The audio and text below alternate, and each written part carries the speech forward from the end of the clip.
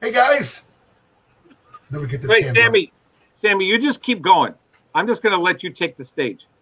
Oh yeah, the stage right, stage left. I'll tell you what, it's like the blind leading the blind here. You know what I mean? Except I'm not blind. I was here waiting for you. Oh, you know what?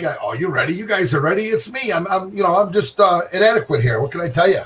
But it's okay. I'm going to change balls, and maybe it'll get better as we go along. Hey, honey, go to the car. Will you give me another ball?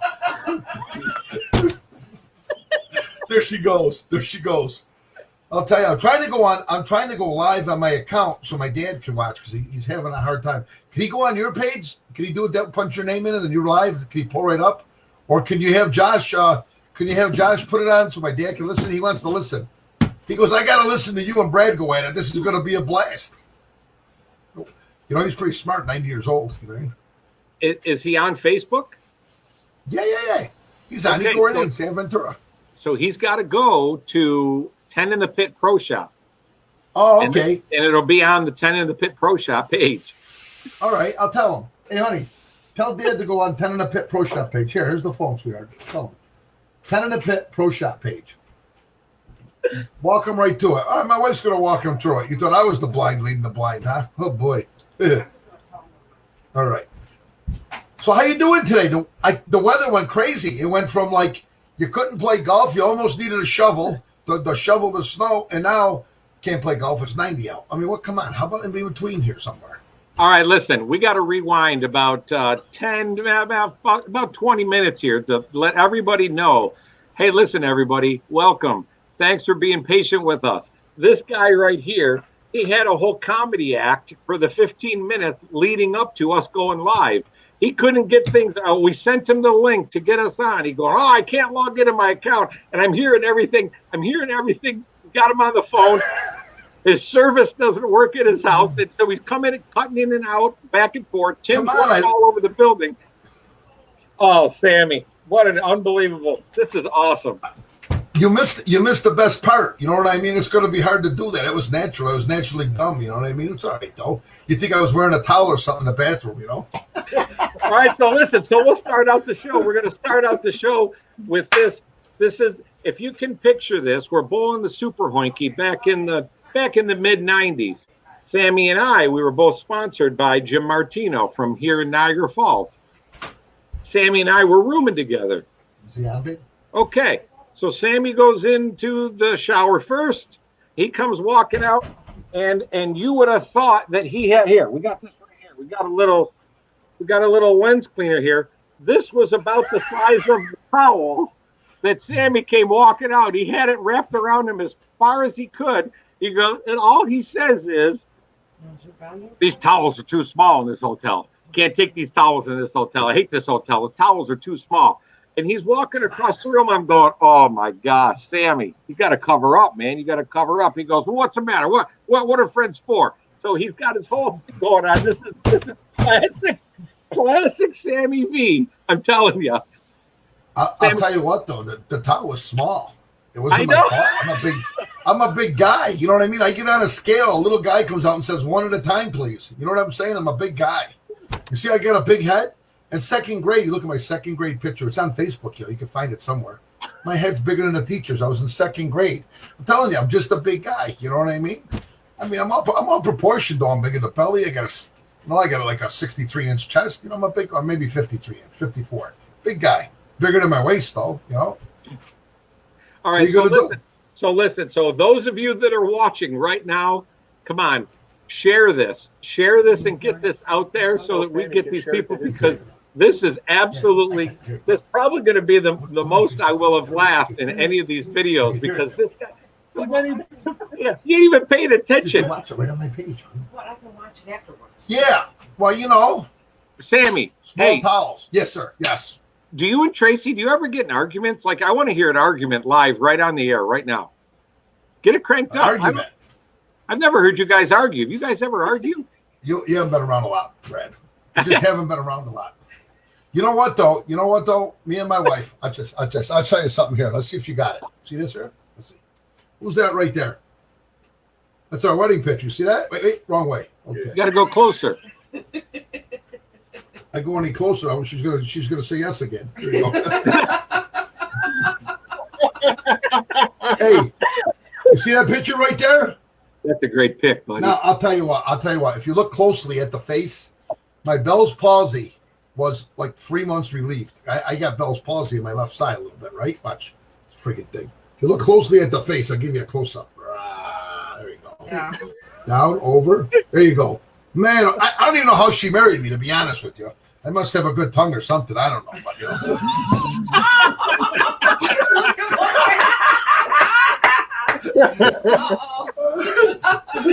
But I'll tell you now, it's because I'm a good kick, man. I'm a good cook. I'm a good cook, you know. I'm a good kick. He says I'm a good kick. Kick. You know, I'll tell you what, though. Tracy, we've been together almost 10 years now. I'll give you a little story of how we met. We met on 10. Watch this. Back here. Here we go. I got to learn how this works. 10, 10, 10. It's like the jackpot, you know, 10, 10, 10. Right? I met her on 10, 10, 10. It was kind of funny. I was coming home from bowling a tournament down in like the Poconos or something, like Chacos probably. So I'm coming in. I'm going to go up 81. I lived in Syracuse at the time. I could go up 81 and go home, right? And I says, my dad's Route 12 goes right over there. Here's Route 12. You know what? I'm going to go up Route 12, go see my dad, watch the late football game with him, right? I'm a single guy wandering the country aimlessly. So I'm going up. Little did I know. I mean, I didn't even put it in my GPS. I just know 12 went all the way through. Little did I know it was going to take me 2 hours to go that way. Jeez Louise. So anyway, I got a little hungry. Imagine that. So I stopped at this place called Fred's Inn. Now, we go to dinner there all the time. It's a pretty good place. It actually sponsors my bowling team in my league. So I go to Fred's Inn, and there's not hardly anybody in there, right? So I'm in there, and there's these two kind of, you know, one really good-looking girl, one other girl not too bad, right? And I'm minding my own business. But these girls, they're a little giddy over there, right? And you know, I'm a single guy, you know. I'm hanging out, having a burger, watching a game, watching the horses. It's like heaven. A couple chicks, horses, game, all good. So Tracy's over there, and she's sipping on her drink. So I buy the two girls a drink, and I says, girls are having a party without me. It's not even right. You know what I mean? So one thing led to another. Make a long story short, I get a phone number. How you like that? Phone number. It was real. I continued my journey to my father's house. I called her, like, you know, up the road a little ways, if I had a signal. You know what I mean? But anyway, what happens? Tracy, she's real. So we go on our first date on 10/13/10. Go on our first date, 10/13/10. What happens? We hit it off pretty good. We went on a date. Where'd we go? Tell them where we went, babe. Turning Stone. Turning Stone. Where else, you know? Halfway between Norwich and Syracuse, like, you know, the old T. Went to Turning Stone. We had dinner. It was a great time. You know what? We've been together ever since. I can't believe it. Do we have fights? Absolutely. Man, I can't even imagine. No. We don't fight too much now, you know, because we don't sweat the small stuff. You know what I mean? I mean, you know, what is she going to do? She going to fight with me when she's like, you know, 700 miles away from home in the car in a bowling tournament with me? She got no shot. It's my way or the highway. And she always chooses my way. See, that's how it works so good. You know what I mean? I do tell you, she's still in the doghouse. You know what? And then if I do something wrong and we're only like 2 hours away, she'll say, I'll just call my brother. He'll come get me. Oh, my God. But we have fun. We do. You know what? We have a lot of fun. We just got a fire pit. Now, you know what? We're having different kinds of fun now because of this pandemic. We got a fire pit. She got one for Mother's Day. Her son's bought it. I've been putting in there. You know, I'm not going to Davy Crockett. You know, I got the fire pit and the marshmallows. We made some s'mores. Man, those things are filling. I'm going to get fat. I can't believe it. Take a water break. I did. No problem. I do that when I'm on my own show, too, and it goes silent for about 2-3 seconds. See, I give you the speaking part in between. I'm going to tell you what. We are having fun. And you know, for I guess, guys, listen, I don't have anything planned. This is just full-blown winging it at its best. Sam and I are just going to talk, and actually, Sam is going to do most of the talking, as you can already tell. Sammy, you know, when we do our show, I could see a little bit of things streaming. I can't see nothing streaming here. Well, good, because we got it all on our side. Don't worry, Sam. We got you covered. We got it. All right. We got Don. You take it. This is pretty good. We got Don Harrington that says, "What? Sammy hungry?" We got somebody else saying, "Don't make me laugh too much, Sammy." I see, Nate. I see how you are. So, well, I'll tell you what. We have okay, fun. You go. You know, I'm really disappointed though. I'm disappointed that tour hasn't started. They're stealing our good times, Brad. You know, I'm not going to be on tour forever. I'm 62 years old next month, and Bakes, he's got to be almost 65. His birthday's September 12th. You know how I know that? Same day as my grandmother. You know, good people born on that day. You know. So anyway, you know, we can't bowl forever. I mean, Bakes is probably only going to go till he's about 73, 74, and then I don't know. Then he's going to have to take a break probably. But I'll tell you, we should have had Bakes on with us too. We could tell you stories. Time out. Yeah. You see what Charlie Tapp just says? What's he says? Oh, just watch it. He's exhausted. And I'm already exhausted. Let me tell you one thing. I mean, Brad, we bowled the amateur stuff together, right? A lot of years, right? And then you left my side. You went and bowled on tour. You know what I mean? And I became closer to 50, and then I went and I was on senior tour. And we both, our paths went in different places. You and different guys, they went on tour. Well, I didn't go on tour. I just couldn't. I had a wife, kids, and the whole thing. I couldn't do it, right? So what happened was I met so many, like a whole new reel of people. It's unbelievable. Charlie Tapp. Let me tell you what, because of Bakes. But Charlie Tapp he's number one, and then one. You got 1 and 1A and 1B. They're like him, Hutch, and Bakes. Man, good thing I wasn't around then. There's no way we would have survived. Sammy, it's like when you bet the one horse and there's a red 1 and then a 1A and then a 1B. You get 3 for the price of 1. I like betting that horse. Oh, yeah, we're wheeling that horse. There ain't no about it. But anyway, Charlie Tapp, he is just funny. And I can tell you Charlie Tapp's story. He's a great bowler. We haven't bowled against each other too much because he's only out there sporadically. But Charlie Tapp's a great bowler. I mean, you don't want to bowl him like day in and day out because you can't make like a small mistake because you lose because he doesn't make mistakes. You know, he's just a really solid player, probably very underrated in his whole career. I didn't know him his whole career, a little bit here and there because I know he made shows and everything. But I can tell you, he had a match. Charlie, help me a little too, will you? You had a match against Walter Ray. I think we were I know we were in Vegas because it was a Masters. Oh my God. I was like 2 or 3 pair down in my match, but I was coasting. I was bowling 700. My guy could bowl 600, right? I was doing pretty good. So I think I was bowling Terry Leone at the time. So, I mean, I bowled pretty good. I beat Lenny. I snuck in as a low seed. Then I beat Lenny, who was number 1 seed. Right? We bowl partners now. Well, he knows how to pick those 60-year-old guys. All right. So I both beat Lenny, and then I beat Lenny playing pipe 10, and I beat Terry Leone playing wheel 20. But that's okay. Anyway, I was watching 2, 3 pairs down, Walter Ray, and he's bowling Charlie Tapp. And I'm telling you, the match had to be like 785 to 779 or something. Charlie, help me out here. I know you know. If you only remembered one thing in your whole life, you'll remember this. You got to help me out. You know, usually I got some statisticians sitting next to me, and they help me out. You know, but you got to help me out. But anyway, it was, oh my God. And Charlie won. He beat him. And I says, Charlie, God, that was a lot of sack there. Shot after shot, shot after shot. Both bowlers.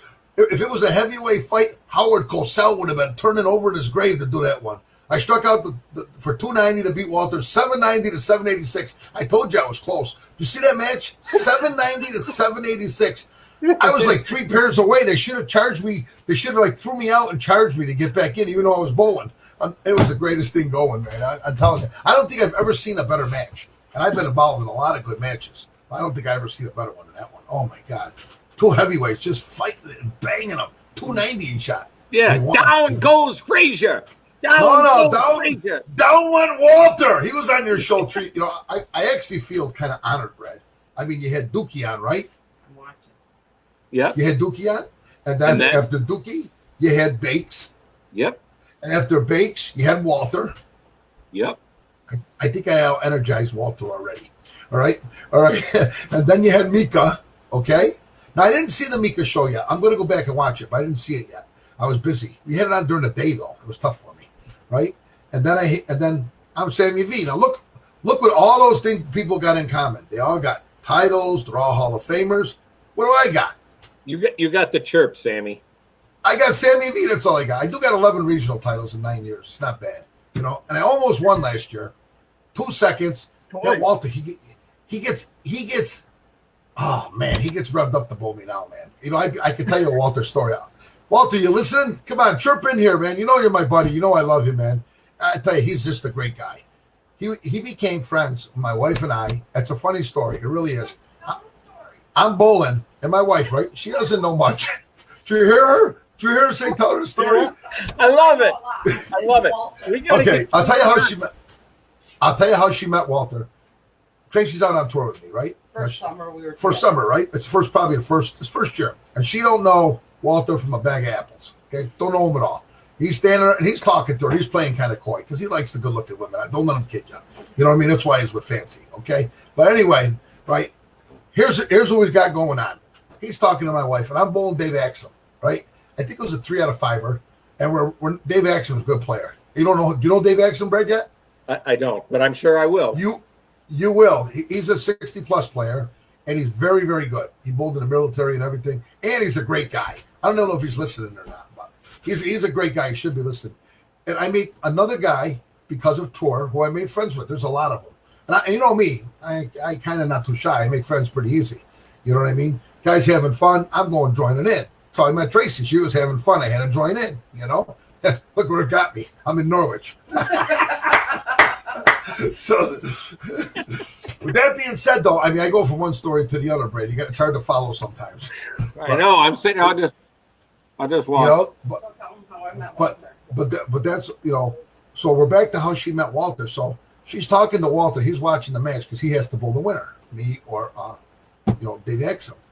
And Tracy gets nervous. You can see on the shows she paces.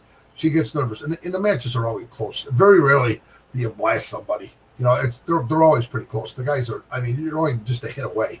You know what I mean? You're tripped forward. The other guy's stone 8. You're going on. He's going home. You know what I mean? It's a funny game, or vice versa.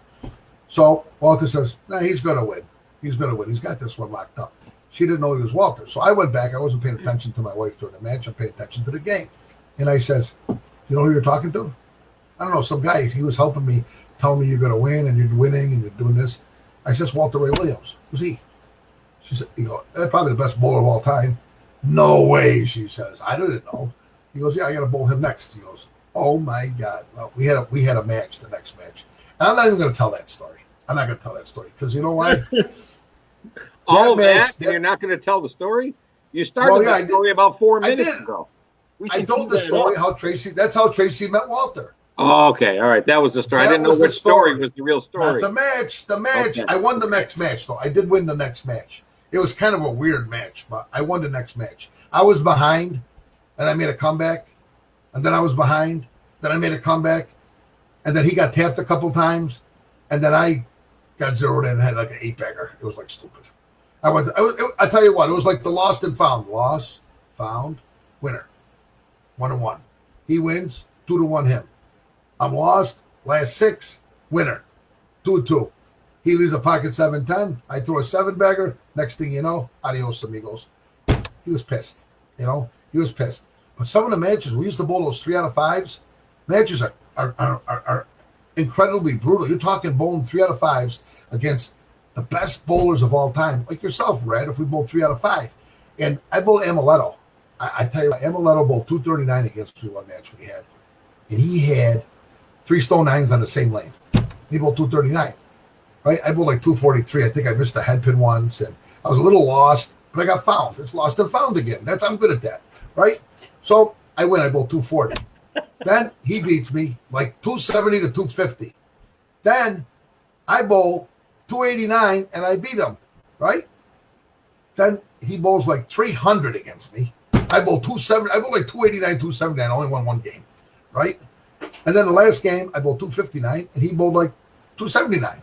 And the lanes, if I said the lanes weren't easy, I would sound stupid. But guess what? All around, nobody was shooting nothing. Right? I would have beat everybody by millions. Not Amaletto, though. He's so tough. Then he beat me on the show, too. 248. Made the show. He beat me. 256. I bowled the highest game on the show besides that. Listen to this. We're bowling the U.S. Open at Carolier in New Jersey. And came down to the position round. And sure enough, I'm in 5th place. Right before the show, I got a bowl Amaletto for the position round. I shoot 240 and fall off the show. He shot 270 to knock me off the show for the U.S. Open.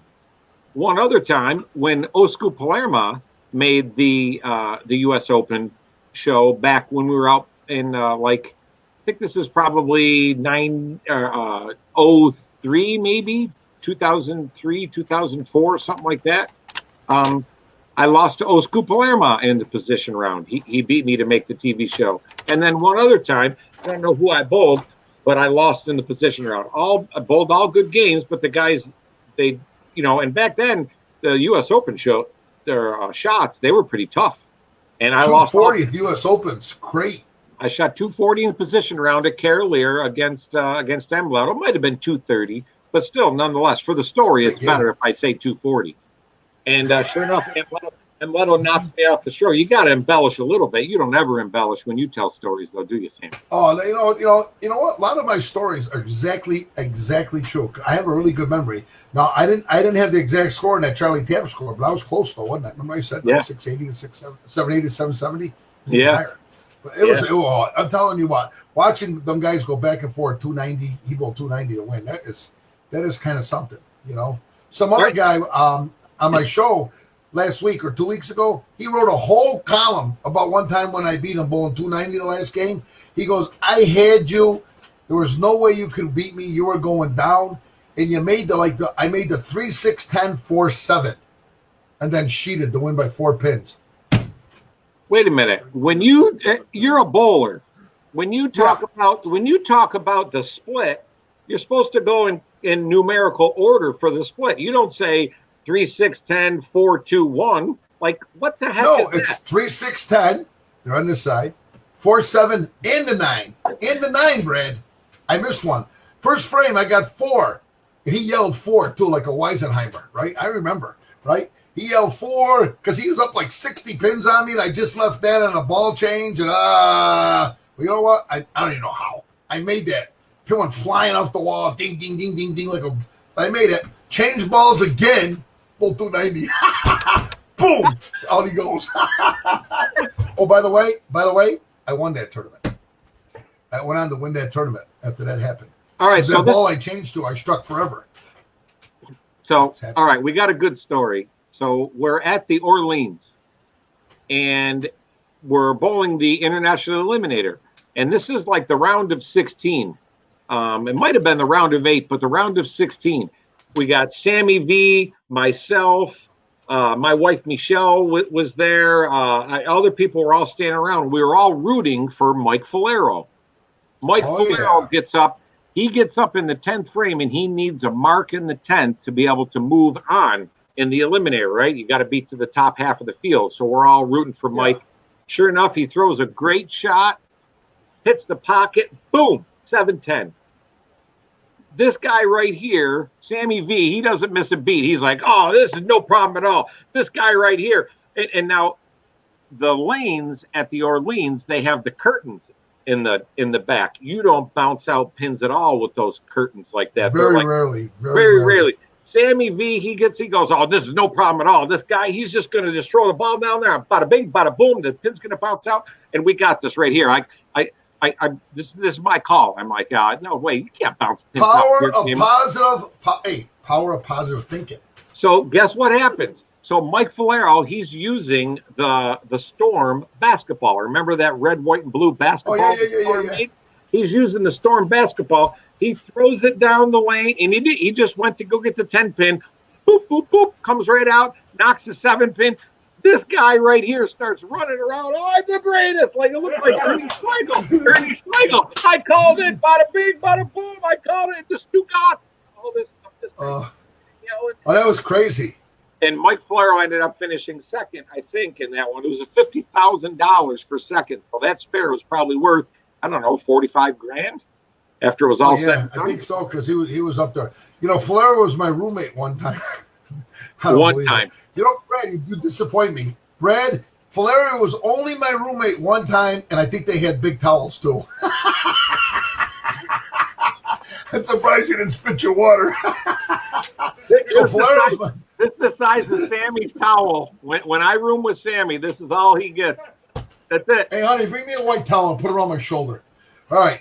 So anyway, bring me a big white towel and put it on my shoulder, okay? Yeah. So anyway, he wins that tournament, right? right? He wins 100,000. It was like, yeah, it's my roommate. The year before, I don't know if it was the year before exactly. I don't know if they were back to back, but it could have been. You remember Nick Vogelsang, right?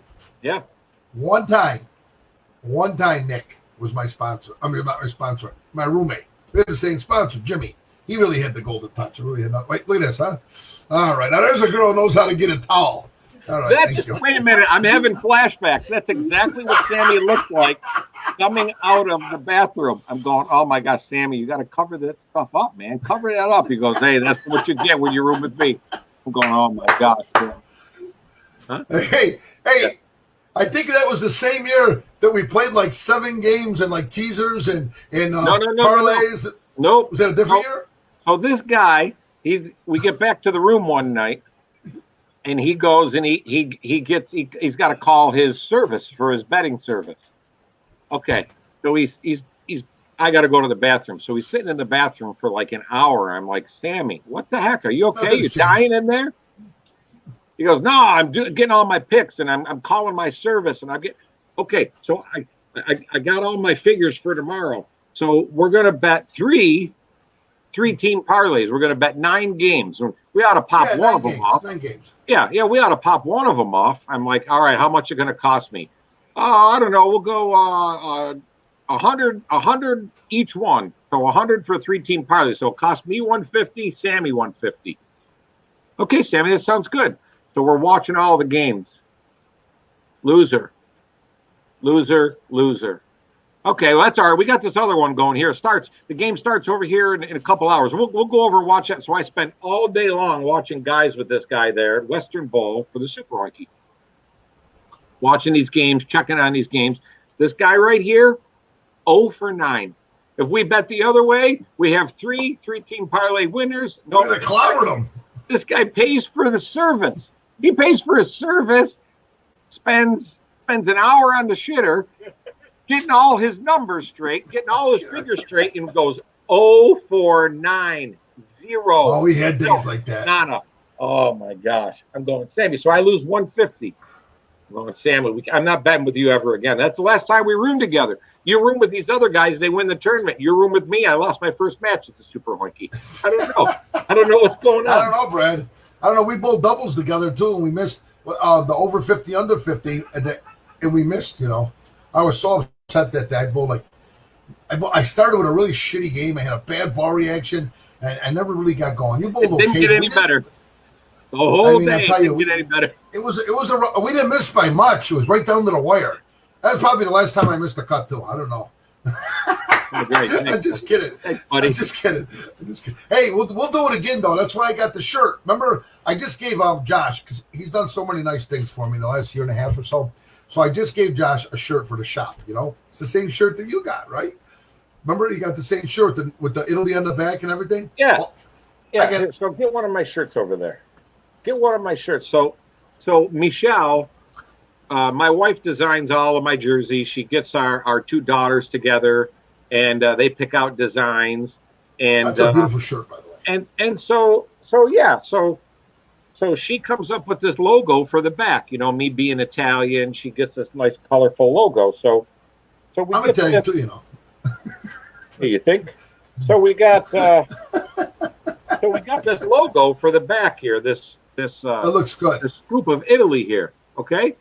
So now, Sammy V, what's this guy do? He goes on, he gets shirts made. My design, actually, Michelle's design, my jerseys, same stripes on the side, same logos everywhere, but the only thing he changes, just the name on the back, changes his name. This was Papa Sammy V on the back right there. Yeah, you know what, though? I asked you if I could do that, though. I didn't do it when I was asking you. No, I know, but because I thought we would bowl doubles again, and we'll look classy. I bowled doubles with Brett Cunningham this year. We had the same shirts. We look classy. We won. Going off and running in a whole nother deal. Yeah, well, I mean, I'm getting old. My chain of thought goes quickly. Just the way it goes. Dude, I got nobody running down the field. Yeah, but you haven't changed. You haven't changed at all. I don't know. I'm just me, Brad. We've had a lot of fun through the years. We've had a lot of ups. We've had a lot of done. I don't know. I mean, we've been pretty good. Remember Top Gun? You used to come in for the Top Gun? Yeah, Top Oh, Gun no. tournament. Oh, Yeah, that was over I'm gonna run at another one Riviera. of them. I think I might run into your house. Who knows? You got enough lanes. What do you got? 32 or 24? 24. That's plenty. Yeah, and That's plenty. I We can could do turn. I know how to turn them on too. We haven't been on in a while. I know, man. We talked about it when I was there. We want to run something for sure at your place. I got to figure out. We all got to figure out how we're going to be bowling again and stuff. Oh, my God. You're getting robbed. You're getting robbed of your rookie year. You know, I got robbed of my rookie year too, but it was a different way. Walter was a rookie. 47 titles. He's got a rookie. I bowled like 3 tournaments I won spots in. Right, so I was a legitimate rookie. He's got 47 titles. They're calling him a rookie. That's a So you know what? You know what that was? Fake news. That's what that was. Fake news. You know what though? His very first tournament, he won. You know why? Because he's Walter. He's coming off the kids tour. He wins that tournament. Right? Spectacular. He's so good anyway. But then he's #1 bowler of the world. So I'm bowling a match the next week in California, or next 2-3 weeks later. I'm in California. I've never even been there before. It's pretty cool. So I'm bowling up in Northern California. Guy's awesome host, Wegman, right? His name is Wegman, right? So anyway, Jimmy, he just had a birthday too. Happy belated birthday, buddy. But anyway, we're there. We're bowling, and I bowl. This is like the greatest story, Brad. The first match I bowl a guy, and I'm not with Storm at the time. I'm using an Ebonite ball, and I bowl 770. Nobody else bowled like 630. I bowled 770. I had such a look with this ball. It was stupid, right? And I beat a guy from there. His wife comes up to me when we're done. Now I got to bowl Walter next because we had the seatings, you know. So I'm bowling Walter next, and his wife comes up to me and she gives me the finger in the face like this. Where's that there? Right this. You better not choke against Walter, she says, right? I don't know this lady at all, right? I've been on tour like this is my 4th stop. You know what I mean? You better not choke against Walter. Not on to me. She really gave me she put a lot of pressure on me. So now they oil the lanes and wait till you come on our tour. You think there was a different machine or a different pattern in it. I just bowled 770, right? They oil the lanes, I put my feet in the same place, I play the same place. Can't hit the head pin. Not that I can't like hit the pocket light or can't hit the head pin. So I had to use a whole different ball, play a whole different place, right? And I bowl Walter. And I bowled a very nervous, energy, lucky game. I mean, I'm nervous, man. I mean, this is what I came out to do. I came out to bowl against the best bowlers in the world. I didn't think I was going to get thrown into the fire the first time here almost, right? I could have leaned up to it. But you know me. I always like the competition. You know what I mean? You're gonna beat Sammy V? You got to bring it, brother. Come on, bring it. Let's go. So anyway, I bowled 240, right? Right, and I win. Walter bowled, I think he was a 710. He bowls 2-0, and I rolled a 2-pin forward. I think I got a strike without hitting the head pin even. I was throwing it like too hard. I was too revved up, but I had a lot on it. So anyway, so what happens? The next game, I start with a triple. Now I'm settling in. I'm starting to bowl pretty good. I start with a triple. Walter goes strike, half-10 strike. And I'm a little delusional. I think I can win this match, right? I mean, right now, I think I can win. I won the first 3 out of 5. I won the first game. I got a triple. And he's got a mediocre ball reaction. That was the last time he didn't strike for about 1 hour and 6 minutes. All right? He threw the next 19. And I'm saying, oh, my God. I'm getting a little wrath of Walter. This is why he's the best in the world. But you know what? I'm not the smartest bowler in the world at this point, but I'm not too dumb either. I take out my sandblasted ball, and I start throwing balls where he is. I move like 5-6 right where he's playing. And I'm chirping, right? And I really shouldn't be chirping, really. But that's the high roller mentality coming out of me. You know what I mean? It's only my first year on tour. It's only my first time I'm bowling a big shot, right? So what happens? Throwing a sandblasted ball, he says, you may beat me, but you're going to have to move your feet. You know what I mean? I'm beating the lane up good. I got a 500 grit, throwing it up that track. Well, he throws 19 in a row. Next match, we're nip and tuck. I get up in the 10th frame, and I got the left lane. I mean, we could bet 1,000 a strike on the left lane. I'll get a strike every time. The right lane is tricky for me, though. Little hook spot, and if I get it through the hook spot, it goes blah, blah, blah, blah, blah, blah, blah, blah, and don't hit that good. You know what I mean? So anyway, I strike out in the left lane. I come back, and I says, even serious, man, 1-game match. And I give him a high rolling slogan. Anybody can win in a 1-game match. I yell it out. You know what I mean? And now the place is like, we're the only people bowling. All the other matches are done. And now the place is packing up pretty good here. You know, this is Walter Ray. Everybody wants to watch Walter Ray. I'm only Sammy V. But here we go. What happens? We're going nip and tuck, and he's ahead of me. And I get the strike in the 8th. On my bad lane, I carry the light off it. The 9th frame, I stuff it on the good lane, right? And I says, I got a chance now if he doesn't strike out. And I says, 1 frame game. Anybody can win. Anything can happen. 1 frame game. Sammy's got the chirp going. I shouldn't be chirping. And you know what? And I don't chirp like that now. Maybe I should.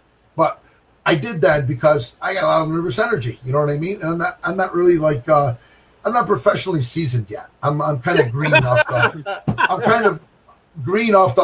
the amateur cycle. You know what I mean? So, but that's what we did. That's what we did in the high rollers. We used to get in their pushes pretty good. Yeah, so you anyway, had to talk that way. Oh yeah, he struck in the 9th. He struck in the 10th. I'm sitting in the box, right, and I'm waiting for him to throw his 11th ball. If he does, he's going to be in the 250s, and I lose. And I'll say, "Oh my God, I can't believe I came all this way, and I'm going to lose this match without getting a chance." And he left a 10, and I had a chance. And now I'm getting up the ball, I'm wiping my ball off of my towel, and all I can see in my face is the lady from last match pointing the finger at me. Where'd she go? Where is it? Pointing the finger at me. You better not choke. That finger. I can't even get my finger to go on the screen. Where'd it go? You better not choke. Anyway, I can see this lady telling me. So I get up there, and I got to be. If it was on the other lane, I would have bet on it. And the place is pretty packed. I don't really realize it, how packed it is, until I throw my first one. I throw my first one, and now I'm a little bit better when I'm playing up and in or a little down and in. I'm better. I strike better. When I curve my ball a little more, I'm not terrible or bad. I just don't strike as much because my ball doesn't go through the pins the right way all the time. So what happens? I stone a 9, right? It was a perfect shot. I stone a 9, and then the head pin, the way it's supposed to, comes right off the wall. Boom, hits the 9 pin. Almost surreal. I'm telling you, it was like, I can remember it to this day. It was 9 years ago. I can remember it almost 10 years ago. I can remember it to this day because it was like surreal, slow motion. And I turned around and I put my finger, no, it was my finger. No time for that now, right? And I think that loosened me up pretty good. The place is packed. I'm telling you, it's at least 10 deep and probably 10 wide, right? And I'm a little nervous. Believe it, I am. So I get my next one, and I really got nothing to lose because I'm not supposed to beat him, right? He's supposed to beat me. I'm just a real rookie. You know what I mean? So then I throw my next ball. I throw my next ball, and I got to have it. I get this in like 8. I think I win. So I throw the next ball, and I leave a 10. Right? It was pretty. I threw it a little harder than I left the 9. I moved like a half a board left. And I threw it pretty. I pured it pretty good. And the ball come off the spot. It was a hair late because I told you that lane was a little right. And I left the 10, and the 6 was over here. Watch this, Brad. The 6. What was that? Where's my towel? I'll show you how it went like this. Right. The 6 went right into the 10. Oh my God! It was like slow motion. My eyes lit up. Look at my eyes. This one over here don't light up too good no more. But this one's. That was before I had the Bell's palsy. My eyes lit up, and I said, "Oh my God! I can't believe that just happened." I'm saying to myself, you know what I yelled? I yelled, "Pennies from heaven." That's what I yelled. Pennies from heaven! I can't believe it. And then the last one, it didn't matter to me if I rang the dime or not. So I threw it really hard and a lot of jizz on it. And zing, boom!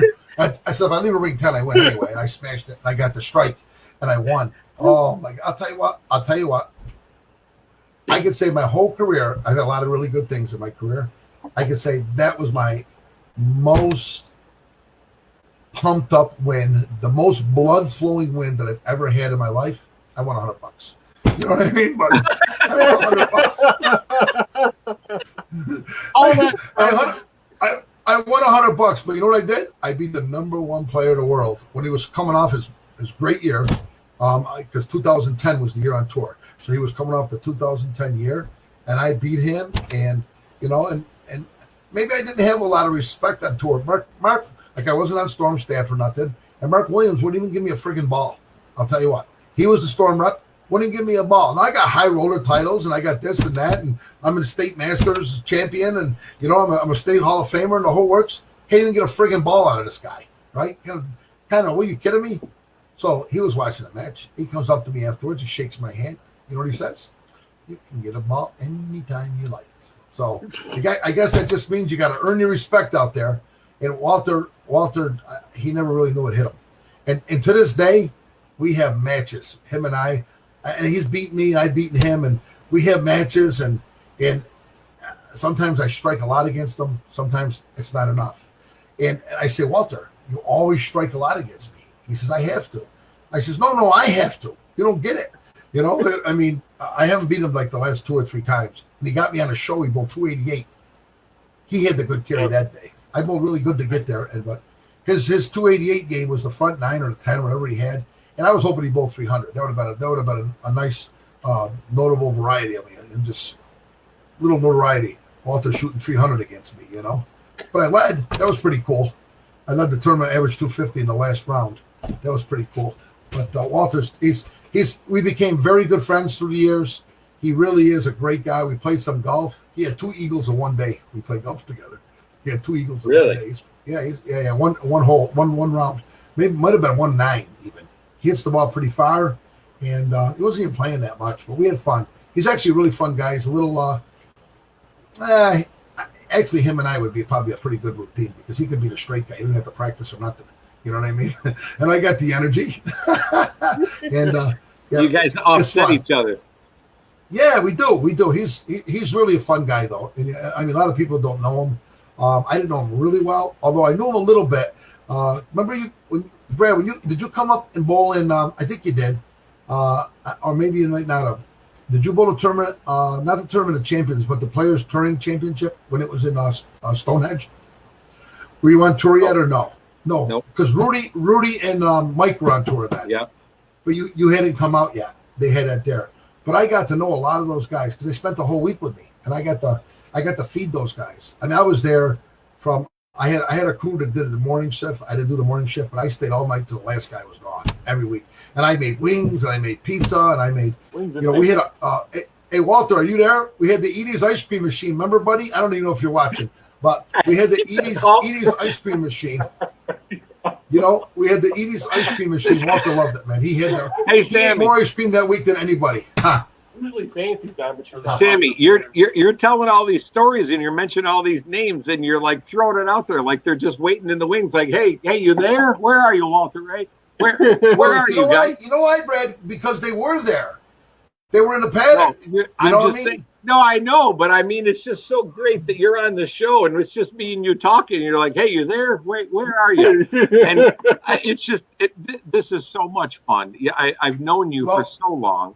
I think, gosh, I mean, it has to be over 30 years. Over 30 years. Over 30 years. Gotta be. Back, I think we used to bowl for like $1 a game. When we first met each other, we would bowl for like $1 a game. It was fun. I got to tell you, we used to bowl everything. I mean, all of the upstate New York tournaments, that was a golden age of bowling. There was the Lilac Scratch Challenge was twice a year. That was in November and in February. And then there was our good friend, Richie Spozzato, bowled, had the Buzzsaw Open that Lane Monk had down in Syracuse. And then we had Rich Bennett had the Ideal Open down there. Oh, man. We used to strike $1 million down there. You had to. I was very fortunate. I won my first Ideal Open in 1994. And then I won it again in 95 and again in 96. I won it 3 years in a row. So, but that was back in incredible. the day. Yeah. And gosh, what else was there? You had Pat Malone. He still runs his tournaments down in Erie, Pennsylvania. Oh yeah, Erie. I used to go to Erie all the time. Yeah. Remember the Channel 4 Open? Remember the Channel 4 Open? Well, that was a little before my time. That was Frank Cassio ran the Channel 4 Open. I think. Oh, you weren't there yet? Yeah, that was a little before my time.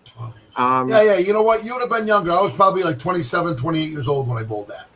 Yeah, and there used to be 8 to 10,000, 15,000, 12,000 for first place once a month, and if there wasn't any of that going on, we had the Eliminator and the High Roller and the Super Hoinky, and then all around that time there was just so much bowling.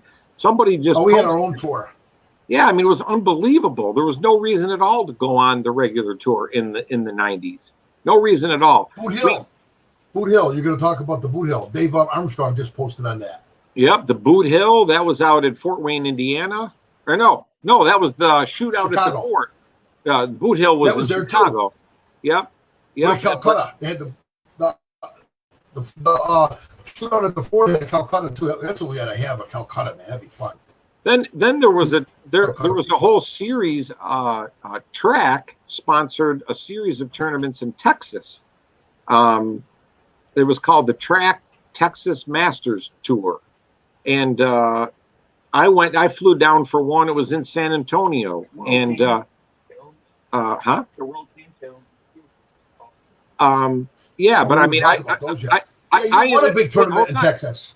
Yeah, that was it. I flew down. I flew down and I won, and that paid $10,000 for first. So we were bowling all these little piddly tournaments, and then the Mac Daddies was the World Team Challenges that we all bowled. There was everybody. I mean, you just threw in these loaded teams. It was a huge slugfest. The Turbo Grips team. There was the Team USA, and then there was Chris Barnes had a team. Chris Barnes, Bob Goyke was on. We bowled Goyke's team on TV. You know, remember? Yeah, we bowled them on TV. Earl Anthony was the announcer too. That was pretty cool. Yeah. So we had all the World Team Challenges. There was so much bowling back then. And then during the week, we had the sweepers here in Buffalo. Did you ever drive up and bowl any of those sweepers here in Buffalo? Nah, too far. I didn't drive up for those. But I heard about them, though. I was tempted. But I had enough action where I was all the time. You know who used to drive up and bowl those? Russ Mills from your neck of the woods at Auburn. Yeah, I mean, a little west of you, but still. It was still an hour and 40 minutes, a good 2 hours for him to get here. Oh, yeah, just about 2 hours. Yeah, So, Russ Mills, he's quite the guy. Oh, great guy. He's the East region now. He runs all the tournaments in the East region for us for the PBA. So we had an East region tournament this year. You know, we had an East region tournament this year at Craig Vogel's place in Rome. Where you bowled. Oh, we forgot that tournament too. That one we come down to like 1,500 it pays, but we bowled that tournament. And Russ came, and while we were in practice, I had the cake come in. Oh, it was awesome. We had what's his name got food to come in from what was the name? I don't know. There's a hotel there. I forget the name of it, but it's really, really good food. They had the East Utica greens. We had tomato pie. We had all kinds of great wings, and good stuff came in. And next thing you know, I got the cake. All the guys, we went in on it, and we got them like, I don't know, I think it was $200 or $300 worth of gift cards for us for his 70th birthday. It was pretty cool. And for his 65th birthday, we had a tournament up at Triniski's house. We did the same thing at his 65th birthday. You know, I actually went in and I cooked for that. I made pasta and meatballs, and me and Mike put on a big spread. Mike's got quite the bowling center there. He's a fine host for us too. He does a good job, man. He really good job. Oh, he does. I wish I lived closer. He does a great job at his center. So we got a couple of stories here. I got a couple of stories. Walter Palmer asks a question. Did either of us go down and bowl the Vera Papa tournament? Jim Lustig used to run a whole series of tournaments down around Long Island. And one of them, the biggest one, was the Andy Vera Papa tournament. The answer is yes. I used to go down and bowl that every single year. They had the first weekend worth of qualifying. They took so many off the squad. And then the next weekend qualifying. One year, I was leading the qualifying. In the way that tournament was, if you led qualifying, you got buys like all the way till the title match. So it was really important. Guaranteed second.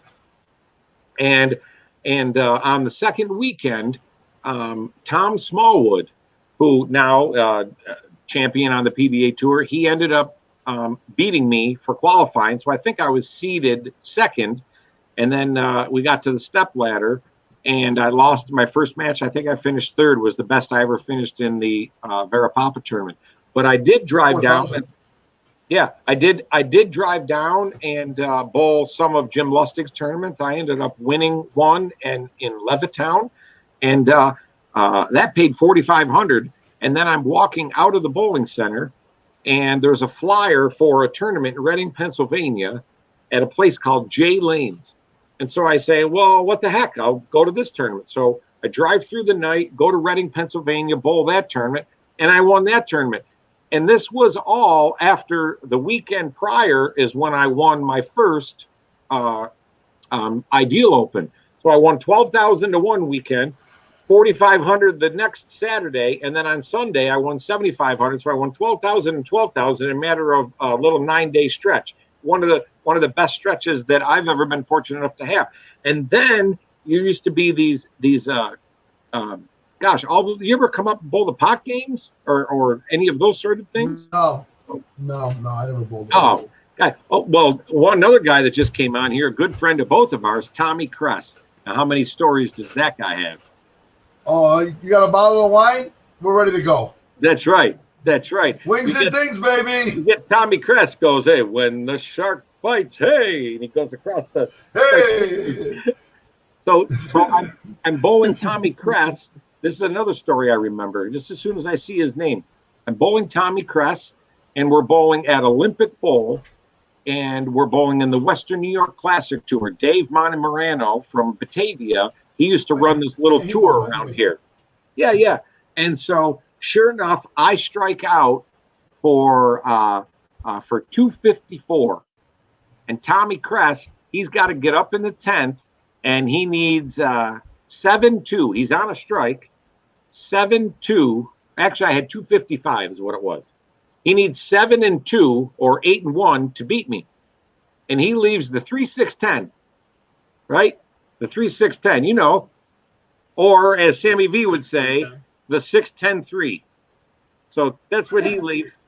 So I start taking my shoes off because he just needs 2 pins. And he takes this ball and he throws it down. And just at the very last second, it goes whoop, and he took the 6 pin right out of the middle of the 3-6-10. Oh! So I win the match 255 to 254, and then I ended up going on and winning the tournament. So every time I see Tommy Kress, now Tommy, you're watching, make sure you give us the thumbs up for that story, because that is a true story. I win 255 to 254. He could not believe it. And he still talks about, I used a plastic ball and I threw it as dead straight as I could. There's no way I can get to 1 pin. No way. And it happened. Unbelievable, some of the stories. And then this guy that I'm talking to, this guy took the 6 right out. There it is. With an enforcer. Took that was the a 6 plastic. with an enforcer. Absolutely true story it was. So now, Sammy V and I, this is just recently now. We're both in our later years of our careers, bowling a tournament down in Waverly, the Valley Scratch Action. Come down to the semifinals. I got to bowl Sammy V, and I'm thinking, well, he's been bowling for a while, you know. I mean, he's probably getting tired. This guy, you want to talk about the Walter Ray story where he starts hyping it up. He's throwing his shots, and he knows it's going, so he's got the Statue of Liberty, and whoop, that one strikes. And then comes over to the next lane, throws another one and runs it out. The Sammy V run out. It's another strike. This guy's got to stop striking one of these times. Nope, not even close. I got my clock cleaned by this guy. And I don't know, did you win the tournament? I think you won the tournament, didn't you? No, I bowled Phil, you know, and he came second the year before. And you watched the match. You stayed and watched. I bowled a good game. I bowled 230, which is what we were bowling on was gigantic, right? He bowled like 260. I says, Phil, it's the best game I've ever seen you bowl in your life. Not just, I mean, he bowled a really good 260. No Brooklyns, no rolled twos, and they were hard. And yeah, they were hard. I mean, they were hard. He nutted them, and I think he opened in the 10th even. I think he could have bowled 300 maybe or 290. He bowled spectacular though. But that's sometimes when you know that guy you're bowling, that's what they call pop. We only bowled for a couple $100. We split, so that was good money. I made 3,000. I think he got 32. You know, isn't that the best though? When you get up against somebody and you know you got to bring your best, and you do, and even if you're on the losing end of the stick, isn't those are the best matches to be able to reach out and shake the other guy's hand, say, "Wow, great match." There's no hard feelings. It's like two heavyweights. Nobody gets lucky. Nobody shoulda, woulda, coulda won. All this kind of stuff. I hate those matches to where I feel like I outbowled somebody and then they get the roll 2 pin. Well, that's the worst. I hate that. It's the worst when you outbowl somebody and you lose. That's the sad thing about our sport, really. You know, when you outbowl. But it's a part of our sport that kind of keeps the sport going. Otherwise, the best guy would win all the time. Yep, you know what absolutely. I mean? You know what? The guy that runs the fastest always runs the fastest. You know what I mean? What are you gonna do? It's just the way it goes. Wait a minute. Wait. Time that. Wait. Say that again. The guy that runs the fastest runs the fastest. You know? Hey, let me tell you what. If we play golf, what are you, a 2 or a 3 or a 5? What are you? Yeah, I haven't played 5? that much the last couple of years, but yeah, I probably would play between a 5 and a 7 now. Sure. Well, I'm going backwards a little bit too. I'm a little bit worse than bogeys, whatever what that is. You know what that means? That means if you put it in like bowling terms, 185 against like 215 or 220, right? Yeah, give or take. 185. Right, 185 the 220 guy, he can lose to the 185 guy. It can happen. In Not bowling, just like once in a while. You know why? Because You know what wait a minute, one golf hole is only about 3 frames. You know, I like to say, yeah. I'm talking about I like like to a say- 9-hole match. yeah, well, that's what I mean. That's only like 9 frames. You know what I mean? You know, it's a game. in my game, you know. Well, I understand, but you play one round of golf. Each shot in golf is like 1 frame in bowling. That's kind of the way I look at it. You know, it's a little smaller. Yeah, because that guy's never going to beat you probably like in an 8-game block. It's like never going to happen. Not too often. You know what I mean? But he could beat you in a game, 10 frames. I'll give you the story. My dad, right? He just had his birthday too, my dad. And thanks to he got all your stuff. It was good. Time out. Papa Sammy V, I love you, man. You were always there rooting all of us on all those years. Happy birthday, my friend. Happy birthday. Yeah. Miss Hey, seeing can you. you believe it? 90 years old. It's amazing. 90. Congratulations. You know? Hey, I think I got to sing a whole happy birthday here. Happy birthday to Birthday Papa to Sammy you. V. Happy birthday Day to you.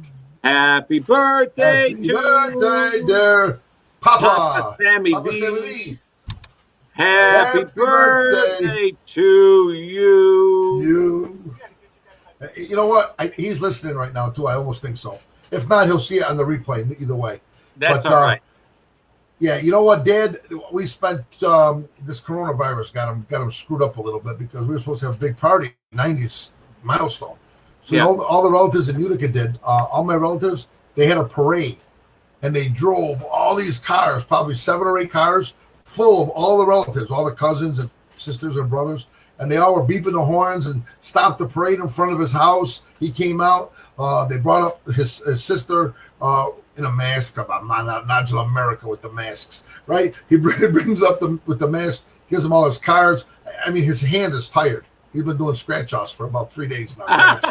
He's got about 60 scratch-offs, man. I hope he finds. If you don't get a good one, throw that coin out and get another one. You know what I mean?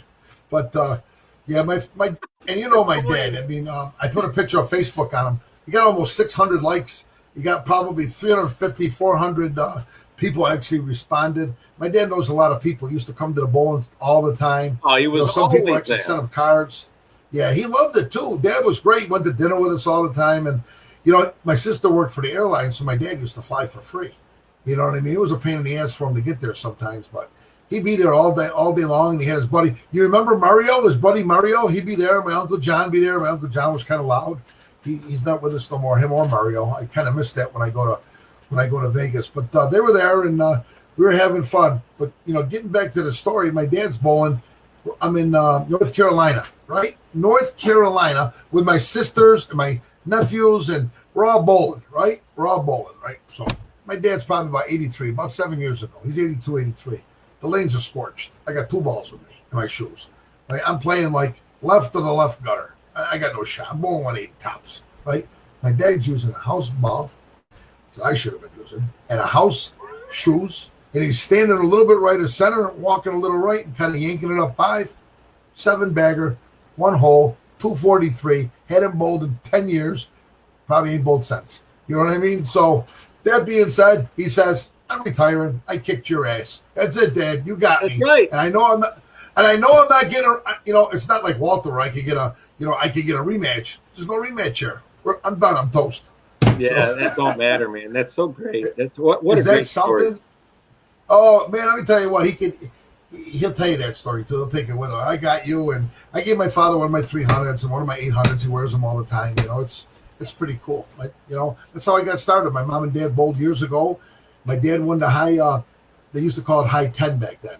High 10 or high game in in the city tournament, Utica, New York. I think it was 1968 or 69. I was 10 or 11 years old. And 2 weeks later, my mom won the same high 10 or the same thing for the women. And my dad had 265, but my mom, 267. She got him. She had the highest game. So, and my mom, let's see, she cooked dinner. You had dinner at my mom's house, right? You ever had dinner at my mom's house? I think maybe one time. I think I think it was me and you and Gwendon and Falero. Yeah. We were bowling at a tournament and Mom cooked for everybody. I think it was after the Warsaw Open. Yeah, one of those things. Yeah, we did it there. I mean, when the guys come to town, she's getting a little older now. She doesn't cook for the guys that much no more. Although a couple years ago, the U.S. Open was in Syracuse. Remember? Did you get a chance to bowl that or no? Yeah. So anyway, yes, I did. The guys from Senior Tour were there, and we got the squads at the right time. I had Walter and Fancy over. I had Johnny Petraglia over. I had Pete Weber over, and I had Parker Bone over. My mom cooked for everybody. Man, was it unbelievable. I got pictures and everything. And of course, Tracy was there. My father wasn't feeling good, so he couldn't come. But we had it was the greatest time. And those guys told stories, and we all drank. Hey, Tommy Kress, we all were drinking wine. Go figure. You know what I mean? But we had a good time. We had just simple spaghetti and meatballs, what Mom makes. You know what I mean? And we had a really good time, and everybody, we took some pictures, and my mother got to sit down and break bread with all the people she watched on TV and all of her favorites. And I think 2 years before that, Mark Roth came over with Denise for my mom's 80th birthday. She had come over because they live in Fulton, you know. I says, Mark, and he was in Syracuse a lot, you know, and at the time, and he's not feeling good. I say prayers for that man all the time, but I don't know. Sometimes it doesn't help as much as it should. But he was there, and he made my mom really happy. And he was, God, you know, I mean, I didn't know Mark Roth really well, but he was just so happy to be there eating a home-cooked meal with Mom. And, hey, I'm coming here all the time. And, you know, my birthday's this such and such a day. I'll be back. And you know, Denise, she's a saint. She's this wonderful girl. I miss them a lot. They're really good people. But the bowling world, Brad, I mean, that's how we met. You know, if we never bowled, you know, if I was a golfer, not a bowler, or if I did something else in this world, a lawyer, an Indian chief, you know what? We'd never be friends, pal. And that would be a shame because, I mean, your dad was an amazing guy. He was fun. I knew your dad for quite a while. He used to come watch us bowl all the time, too. All the time. You know? He never Come missed on, Sammy. Come on, Sammy. You can get them. Let's go. Pump these guys up, he'd tell me. I said, that's not right. a problem. That's right. Knocking them down might be a problem, not pumping them up. Because we bowled team challenges. We made a show. Yeah. Oh, I'll never forget the show we made. I know, Mark Bradley, you're not listening probably because you don't bowl anymore. Mark Bradley was a hell of a bowler. He was the big guy. He had more hand than anybody. Great. But on these team challenge shots, he had air. And we're trying to make the show. We're in the middle. We both have leadoff, right? There's no place to hide him. We could semi-hide him at leadoff. We were telling him, just get us marks. It's just a spare. Mark, just throw. We told him, just throw it at the head pin. Don't try to shape it because he'd get 5. The pins would be everywhere but where they're supposed to be. Yeah. This guy made a whole different definition of grandma's teeth. You know what I'm saying? Throw it. Remember we told him, throw it at the head pin. Just hit the head pin, Mark. Come on, man. Hit the head pin, make your spare. You know what? He grinded. He did. We made the show. Who was on that team? Was that me, you, Mark Brad, maybe Paul Ashby? No, you know who bowled with us? Robbie, Bob Euchre's sister married her. Robbie Causer. No. Robbie Causer. Yeah, he was great back then. Oh, yeah. What a team we had. Great. Yeah, he was great. Yeah, and I think we bowled one other time. I bowled with you and McLean. Oh, yeah. Doug Kent. Me, you, McLean, Doug Kent, and the Chin. That was a great team. We had a great team. And we bowled. We won a bunch of money the day before in the brackets because we powered it up. We bang away, right? But this particular day, nobody could get it going. We'd bowl Baker, right? We were switching the lineup and doing this and that. I says, where do you want to put that one strike? You know what I mean?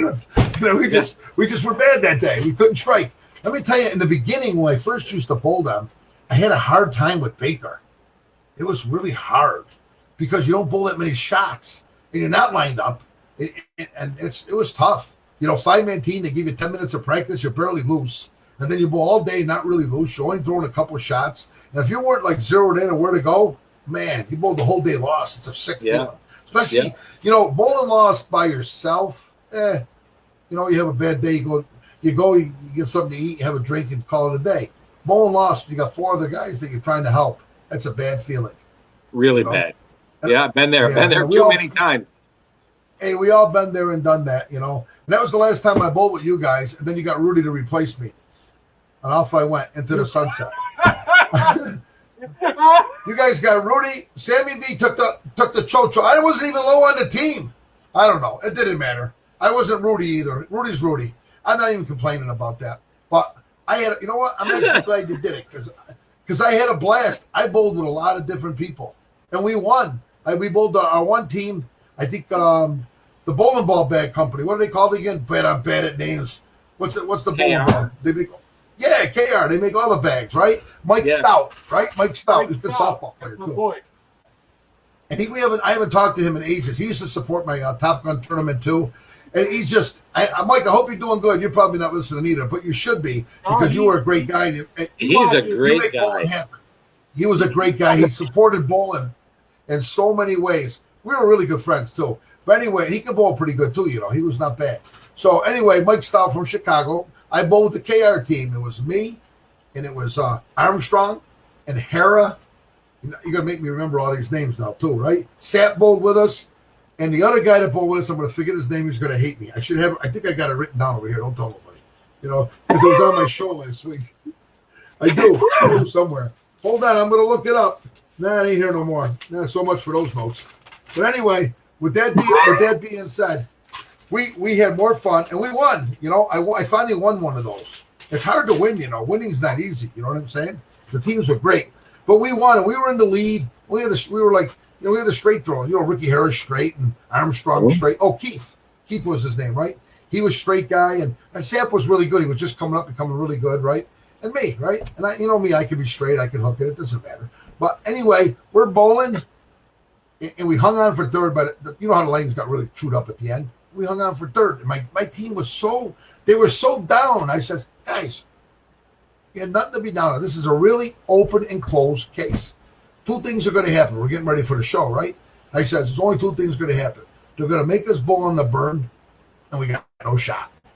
Okay? We got no shot if we bowl on the burn because we're bowling all the hook guys. Bill O'Neill and Fair, all those guys, Kenny Abner, all those guys, they're all hooking it, right? We're bowling those guys.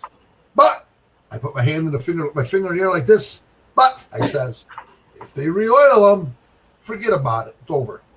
So this match is not even determined by bowling at all. It's determined about if the machine goes down the lane or if it doesn't. Guess what? It did. We won.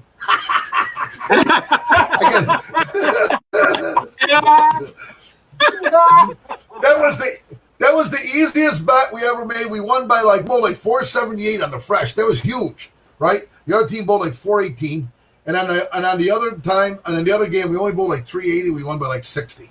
So it was good. We beat Billy O'Neill just before he went on tour. I'm telling you, those team challenge, they were brutal. Unbelievable. Yeah, if you had 3 190 games, you made money in brackets.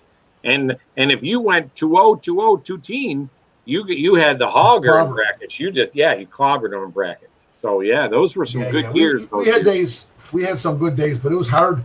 I mean, we would fire, and we took some beatings in brackets through the years. I'd get into 100 of them, spend $500, and there were some times when I made $2,000. And other times where I made 2 cents. You get that one pair, and it's like, all right, who shipped this pair in? Your ball's going woo or wee. You had no chance. You know what I mean? 5-man bowling's brutal too because you're going slow. You're watching other people's balls, and we weren't as smart then as we are now. We're way smarter now. You know what I mean? We knew more about what the people in front of us did compared to what they do. Now we know better. Exactly. Then we didn't know. Now we look for it. Like we're bowling on tour. I'm looking for, am I following Emiletto? Am I following a guy using urethane? I'm already looking at 2 pairs over. I got the startup sheet in my hand to see, okay, I'm going to this pair. Who started here? Who practiced on this pair? Why is my ball going 60 feet? Oh, this nimwit practiced there using urethane. Never makes the cut. He's using urethane. That's right. And turn the sheet up and throw it out. You know what I mean? So, you know what I mean? So I'm looking at all this different stuff. But you know what? but we're getting better. That's why I tell people, you know what? I'm going to be 62 next month. I think I'm bowling the best I've ever bowled ever. Not because I'm physically bowling so good. First of all, the bowling equipment is ridiculously good. I mean, I bowl for Storm, and I don't, I can't say about the other balls. I know they're good. I watch guys bowl with them. You know what I mean? And all the bowling ball companies are good, but my balls are really good. Just, I'm not going to say that. I'm not going to say anything but ask for Tracy. So, because she's always running out in the car and get them, and we're bowling, right? And I'll be bowling like half a crappy, and I'll send her out to the car. I says, all right, take these two out and bring these two back in. And then I'll throw one on a fill ball, and I didn't like it. And I'll throw the other one to start the game. I'll bowl 270. And she'll say, honey, your trunk is full of balls. How do you know which two to grab? I says, well, you just know. You know because you got to know your balls, And Brad, not for nothing. Me and you had that conversation the day we didn't make the cut. Remember? Mm-hmm. The day we didn't make the cut. We had a conversation a little bit about Bull U, and you taught me about this and reading the ball and all this. And that helped me out a lot, actually, as the future going on. You know what I mean? Mm-hmm. And it's funny, maybe if we bowled good and made the cut, we never would have had that conversation. You know what I'm saying? Yeah, maybe weird. If we would have bowled good and made the cut, we would have never had that conversation, and you wouldn't have beat me in Waverly last year because you wouldn't have known what to watch for. So, see? Yeah, you know what? It could be. I screwed myself. It's like going to the movies, right? My wife says, well, there's 10 minutes of previews. You don't have to get there for them. And I says, honey, I like the previews of coming attractions. I like it. You know why? Yeah, you got to watch that's what we do in bowling. We got to watch the preview of coming attractions. Who's bowling where and where they're playing, and why all of a sudden is Walter playing two-handed and playing the fourth arrow when he was playing seven? You know what I mean? Why did he jump in there on this pair? You know what I mean? I'm going to that pair next. But you know what? We're smarter now. The bowler is smarter, way more educated. The bowling balls are unbelievably good. I move, in my league this year, right? And I've always been a good league bowler. I mean, not just on league shots, but just in general. I'm a competitor, And I'm bowling in the league this year, in a new house I haven't bowled in, and I'm averaging like 210. 30 games, I'm averaging 210. I'm embarrassed. Here I am, I'm bowling on tour. I go away on Saturday, Sunday, I win a tournament. I win a regional, right? I come back in, I bowl 640. Guys are bowling 680s, some small 7s, 670s, Guys I bowled with, for the last 5-6 years I've been living in Norwich, I out-average by 4 or 5 pins every year. They're out-averaging me by like 15. And I'm saying, this is the right. Every week, 2 balls in, 2 balls out, 2 balls in, 2 balls out. So a guy from your neck of the woods, I'm not going to remember his name. Big guy, bald, Buffalo, drills the balls. Throws the ball great. What's his name? Come on, you guys got the name. Knows George Zabalewski really good. I'm bad at names. I'm going to have to apologize to him. Knows George Zabalewski really good. Sean O'Keefe, right? Sean, Sean? Oh, yeah, Sean O'Keefe. Yeah, he throws it great. Oh, he's a great bowler, right? I guess he throws balls, too. So we're bowling someplace. Sean McKee. Sean McKee. He's the one that Sean took McKee. a 4-bagger on you in that tournament. Yeah. To beat you for the number 1 spot. Yeah. So anyway, Sean McKee says, drill the ball out, Sammy, because he was down at George Pappas's house. That's how I met him. I didn't meet him from Buffalo. I met him from George Pappas's house. There's a tour stop bowl there. So he's down there, and he took a liking to me because I'm back from up north, right? So he's there, and we're bowling, right? He says, put the pin. It's called a pin. Hey, I know it's a pin. Right through the middle finger. I was trying to figure out which finger I was putting it in. So put the pin right in the middle finger and kick your bias way out there. I said, don't you want me to? Because I had a ball with the pin above it a little bit, right? He says, no. And that one worked okay, but it cracked. He said, put it right in there. He says, it'll lower the diff for you. And it won't come off the spot quite as hard. Because it was really wet, dry bullshit, right? Couldn't stand right. My ball go left. Couldn't move left. Because if I didn't get it to the right, it never hooked. And if I got it there too soon, I didn't have enough speed to make it not hook. You know what I mean? So I was like, 210. That's how 210 happens, right? So I took this ball out. Long story short, 2 300s. Nobody bowled 300 in the league yet. 2 800s, 828, 827, 2 790s. I averaged 253 the next 30 games. And my average in the league is 231 and a half. Is that stupid? Is that stupid? I usually average about 232, so that's what I averaged. But is that stupid how a ball, I wasn't a different bowler, I'm bowling all the time, right? Is that silly? Not really stupid, but silly. No, you want to know what it really is, Sammy. You want to know what it really is. it has everything to do. It has everything to do with you have to match up, and for some people, the easiest way for them to match up is a different ball. But once you start learning about Bowl U and Bowl U theories and teachings, you can match up with just about any ball that's out there, but you have to know what you're looking for. So, you know, and one of the things that you said is when Sean McKee said to, you know, drill at a little lower pin, it won't be so quick off the spot. Really what you're saying is, in Bowl U language, the lower that you drill a pin in a ball, the smoother response time that ball creates for that ball. Yes. So that as it comes in contact with more and more friction, it's a smoother to that friction. Therefore, easier to control the pocket. And you can use a little less angle, which is exactly what you are best at. When you can use less angle, you end up learning, because you use the head pin probably as good as anybody that I've ever known, right? You want that ball right up on that head pin. You want that ball to be coming in right up on that head pin, and then you'd rather have the trip 4 than the weak 10. So, and that's just your game. Most of my strikes are flush. Most of the time, my strikes, when I'm bowling good, 10 in the pit, 10 in the pit, Exactly. 10 in the pit. Is there a pro shop named that? Is there a pro Yo! Hey, I hear this guy might want to try to drill me a ball or two. He might come out and visit. I think you know what? I really feel bad. I really feel bad because if I was in Syracuse, I would come visit all the time. It's easy. On the thruway, 2 hours, 20 minutes, done, right? But I'm an hour and a half from Syracuse, hour and 20 minutes. You know what I mean? So that makes it a 3.5 hour drive. I could go to New York City faster than I can get to your house. So it makes it harder. And you know what? I miss all my Western New York friends. You know, I don't get the Buffalo. Sometimes I go there on the way home from Ohio and I come through. You know what I mean? I don't get the Erie hardly at all. I don't get the Buffalo. I you know what though?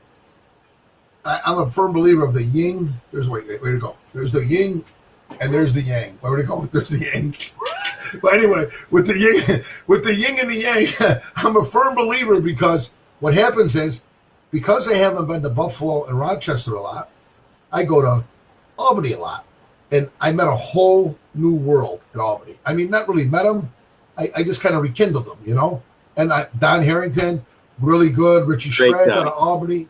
All these different guys that I know. Marty, you know Marty. We both down there at Marty's place, right? And the Goose was there. They used to get me. And we went down to Bo Marty's team tournament. You remember the Goose, right? Fair guy. So we're down there, right? Fair guy. And I'm gonna tell you what. I'm a character. This guy's a way up there character, man. Sometimes I'm a little crazy. He's a lot crazy. I had to calm him down on tour. The guy threw a Brooklyn against him to beat him in a match, and he was going off on him and everything. He went out and had a cigarette and he threw him out. You know, they said, "Oh, you want?" Goose is a different kind of a character. I mean, he's not a Sammy V character. No. I'm a good stuff character. Yeah, you are. Good stuff. Goose is Goose. I mean, they'll never make another Goose. They broke the mold when they made him. They broke the mold when they made you. So Two different molds. Two different molds. That's right. Oh, Brad, you got to know who another good guy is from Syracuse. If he ever sees this, because somebody shared it, good friend of mine, Tommy Donato, out there in Syracuse. Albany. Love Tommy. It's another of the guys. We won his tournament. He had a tournament up in Glens Falls, and he made the lanes kind of hard, right? So, but if you could play kind of straight and to the right, like you were talking about, I like to play from the right. Well, who else plays from the right that I bowl with? Brett Cunningham plays from the right good too. Guess what? 2 rights didn't make a wrong that day. We slaughtered him. That's right. Yeah, Brett Cunningham. Brett Cunningham's the real deal too. You know, I mean, he's so good. Can't bowl on tour. It's not. I had to mentally tell him because he was ready. I mean, it has nothing to do with you. I says it's the way the lanes and the game is played out there. It's just guys that throw it normal. There's no place for them on tour. You have to have the mega buck, crazy rev rate, or you can't bowl. Yeah, you can't compete. That's the crappy part. You know, I tell guys around here. You know, guys that come in the shop. You get people rooting from you.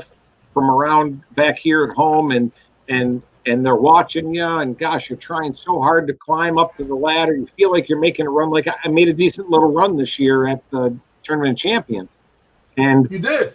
everybody's rooting for you. And man, I'll be damned. You know, those guys, they're just it's so difficult to keep up with all those. There she is. There she was. With her on the way I by think she's there. going out to try to find a ball. I think she's going out and trying to find a ball for me. Yeah, good. So She brought me all a right. towel. I got the towel.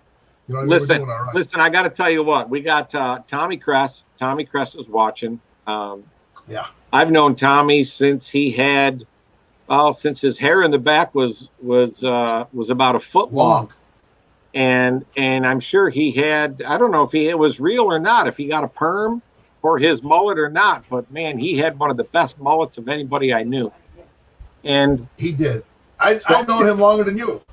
yeah, He's well, older, you know? Tommy wants us, if you remember a guy from here in Lockport, he grew up here in Lockport, and his name was Mike Fiedler. Do you ever remember yeah. a guy named Mike Fiedler? Oh, no. I know my fielder really good. He was a big guy. That's how I know him, because I'm a big guy. He was a little bit bigger than me, but man, was he smooth and with a lot of hand. Well, I got to tell you what, he was real.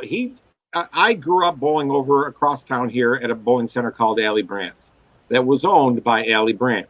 And Mike Fiedler would always be sitting there watching. And then every now and then, Mike Fiedler would go out and he would practice. Man, my jaw would drop watching that guy bowl. And you want to talk about a low-keyed, stay in the back type of guy. Yes. But Mike Fiedler at one time, and you know, I'll put this comment up because Tommy Kress is right. Mike Fiedler at one time, the ABC tournament, which is now the USBCs, they had a running total for the highest averages, and at one time, Mike Fiedler had one of the top 10 averages. He was in the top 10 for the running total of like a 10 or 20 year span, and that's what Tommy Kress was talking about. And but you know, Mike, he never really bowled tournaments. He was just a low-keyed type of guy. But man, he threw it great, and it was so clean off his hand. And you know, Buffalo had so many good bowlers. There's so many good bowlers out of Buffalo. I mean, we could do a whole 2-hour show, and you could just like say their name over the last. God, I've been bowling. I probably started bowling the Buffalo area about 77, 78, you know, that type of deal. So we're talking like 43 years, right? And some years more than others, right? But we could go 43 years back. There's so many good bowlers. Well, I got to tell you, big town. Of all the names from around here in Western New York, there seems to be one name that is just a notch above all the other names. Who is it? It's the Bakes. No, I wouldn't even say Bakes. Now, Bakes was out on tour, but we're talking all the action going on in Buffalo, all the tournaments. Oh, Newman. Yeah, right. Now, you say that and your shoulders go up. Oh, of course, it's Newman. And you're 100% right. Mike Newman. He was in his own world. He was after Bakes, though. Bakes was long before him, because Newman's not as old. Well, he's not as old as me, even. So somebody here is wanting to know what is one of your most infamous Newman stories, because there's a lot of them. So go ahead. Oh. This is the wind it down. We're running into almost an hour and a half now, Sammy. So this has went by great, and I really appreciate your stories. Yeah, seems like only 10 minutes. I'm on the same bottle of water. We just started. Yeah. I mean, the towel's not even wet.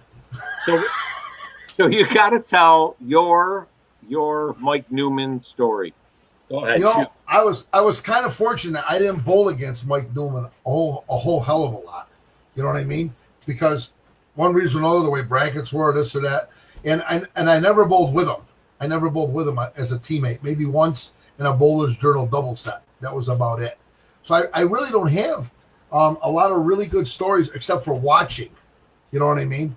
I mean, I watched them both 600. 600 is a pretty good score in some places. Ideal, that'll get you by barely. He bowled 600. That was for 2 games. Two games. And you want to know the funny part about that? I was there that day.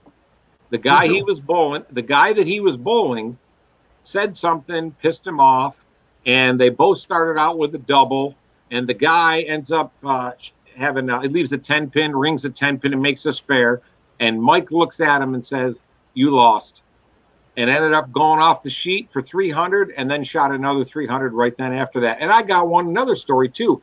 I'm in the final match of the Buffalo Masters at Thruway Lanes, 4-game total pin match. And after 3 games, we're basically even, basically tied, 1-game match. He walks through the crowd, goes way over to the cafe there that was at Thruway Lanes, grabs a chair, brings the chair up from above his head, sets it down right behind the pair, and called his girlfriend up and says, "Here, sit right here. I'm going to bowl 300. And I'm like, "Mike, come on, let's just bowl." He shot 300 at me the final game, and he called it right before he did it. That's one of my Newman stories. Actually, I have 2 Newman stories. He told the guy he lost in 3rd frame, you lost. You're done." The guy ended up shooting like 530 or 540. He lost by 60 because Newman said, "Yeah." And he was so mad at the guy that his whole attitude was, "You know what? I'm going to kick your ass." And he did. He shot 600 for 2 games at the Ideal Open. He did. He was so good. I mean, he hooked it when nobody really hooked it. Maybe him and Rudy about the same time. On my show a couple weeks ago, I said they shouldn't call the messenger a messenger. They should call it a Rudy. Because you know what? You know what they call double pinochle? I didn't tell you this one. This is the double pinochle, right? Double pinochle, 2 and 2. We call it a Nixon. Yeah. What pins are the double? Wait, no, you got to call. What pins are they? It's the 4, 6, 7, 10. 4, 6, 7, 10. Yeah, but now you say that one right. You're supposed to say it the way now it's the 10, 6, 4, 7. Let me tell you what. There's no wrong way to say it as long as you get the right ones up. That's right. 3, 6, 10, 4, 7, 9. Doesn't matter if we're shuffling the cards and playing Yahtzee or not. It doesn't matter as long as you got all the numbers in there. Hey, you know what? If I hit 16 and I get the 5, I'm good to go. Okay, it's simple as that. But I'll tell you, man, we did take up about an hour and a half here, didn't we? This went way easier with somebody here. I got to figure out how to get somebody on my show. I don't even feel tired. Maybe I should come on your show, for crying out loud. Yeah, we could just pick up, man. We got a book. We could put a little marker in the book and pick up from here. We could say, all you people that were the Miss Brad show, go watch that one and pick this one up, and we're done. You know what I mean? You know what though? I would tell you what. Here's what we got to do. We got to have a match. You and I. I'll come out to your center. We got to have a best of 7, right? Best of 7, and we'll do it for charity. We'll get a charity, some kind of charity in Buffalo in the area. We'll do it for charity, and we'll raise money. We'll have there's got to be, you know what, Josh is good at all this stuff. We'll let Josh put it together. We got to have where people could go on. For me, I'm raising money, a fundraiser for me. Let's do it. You know what? We can have a best of 7, no house shot. We'll put out something like 3 to 1 or something. You know what I mean? So so when I bowl 300, they don't say it's a house shot. You know what I mean? That's what I'm saying. You pick a shot, we'll put it out. That sounds fun. Oh, you know what? That sounds pretty good. We'll put out the old Johnny Betray. I mean, I don't know if you have it or not, but that'll be good, though. We'll have fun. I'll come out. As soon as this pandemic is over and we can come to your house, I'll come out. We'll play. We'll go to dinner. We'll have some fun. We'll put it on live. But what we got to do, though, is we got to have a GoFundMe page for the charity. It'll be nice. We'll give it to some kind of charity. It'll be fun. Sammy. Yeah. Do you realize that for the last 5 Mondays that EJ Tackett and I have been doing the same thing? Yeah, I do. But I want a piece of your ass, though, is what I'm saying. I do. I've been watching you guys play, but we're going to do it on the same pair, the same place. You know what I mean? You know what I mean? I'll do it, but you guys have been doing it. Who's been winning anyway? I don't pay attention too much. Who's been winning?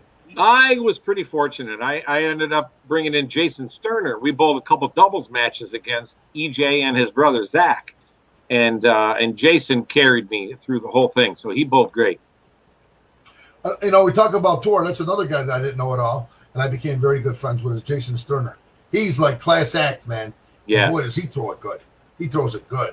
Well, he throws it even better now. He throws it even better. Yeah, I hear you've been working with him, so that's good. I mean, he's always been, great, but now he beat us in a title match. It was Bakes, and it was a 60-50 under 50 match, right? It was Bakes. He was the 60 guy, I think, and then it was Shrumdog, and then it was Jason, right? You know the Shrumdog yet or no?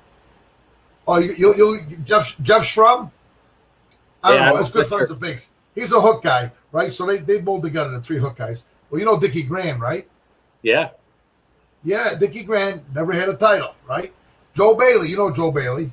Yeah. He's my buddies from Ohio. Great bowler, Joe Bailey, right? And myself, I was the 50, Dickie was the 60.